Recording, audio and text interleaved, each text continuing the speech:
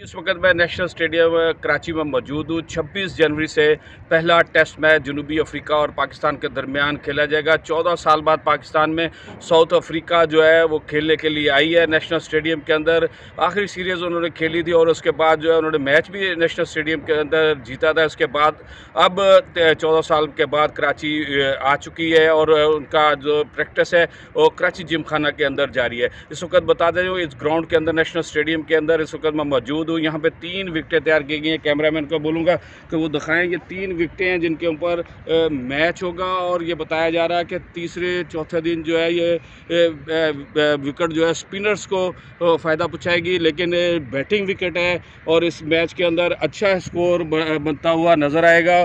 Pakistan south Africa के दरमियान एक अच्छा मैच शायकीन को देखने में नज़र आएगा। ये भी बताता जाऊँ कि सदर पाकिस्तान की जो सिक्योरिटी है वो साउथ अफ्रीका को दी गई है। नेशनल स्टेडियम के अंदर सिक्योरिटी के अलावा कोई लोग मौजूद नहीं होंगे क्योंकि 35,000 की यहाँ गुंजाइश है, लेकिन शायकीन कोरोना की वजह से इन मैचों में नहीं आ सकेंगे और वो स्क्रीन पर अब ये जो साउथ अफ्रीका के मैच हैं वो अपने घरों पर बैठकर स्क्रीन पर देखेंगे।